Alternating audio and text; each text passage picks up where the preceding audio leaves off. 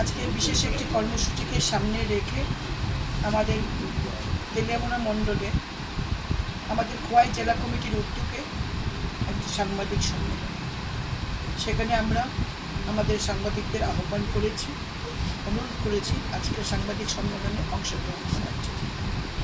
আপনাদের সবাইকে খোয়াই জেলা কমিটির পক্ষ থেকে এবং জেলার সমস্ত বিধায়কদের পক্ষ থেকে আন্তরিক ধন্যবাদ, নমস্কার।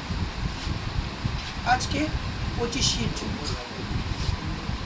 আজ থেকে 49 বছর আগে এই দিনে জরুরি অবস্থা জারি করেন দেশের তৎকালীন প্রধানমন্ত্রী শ্রীমতী ইন্দিরা গান্ধী।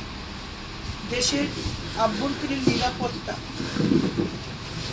দোহাই দিয়ে, নিরাপত্তার অভাব দেখিয়ে তৎকালীন রাষ্ট্রপতি ফখরুদ্দিন আলী আহমেদকে কার্যত জোর করে জরুরি অবস্থা দেশের মধ্যে ঘোষণা করেন এবং তাকে সেই সময় পরামর্শ দিয়েছিলেন পশ্চিমবঙ্গের তৎকালীন মুখ্যমন্ত্রী সিদ্ধার্থ শঙ্কর রায়। দেশের মন্ত্রিসভার এবং সাংসদদের অনুমতি না নিয়ে মধ্যরাতে এই জরুরি অবস্থার ঘোষণা করে তৎকালীন প্রধানমন্ত্রী শ্রীমতী ইন্দিরা গান্ধী। পরের দিন সকালে তার অনুমোদন নিয়ে কাজ শুরু করেন জরুরি অবস্থা।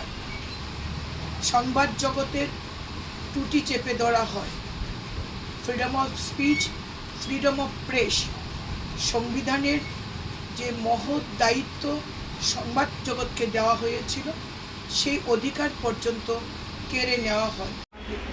এই দিনে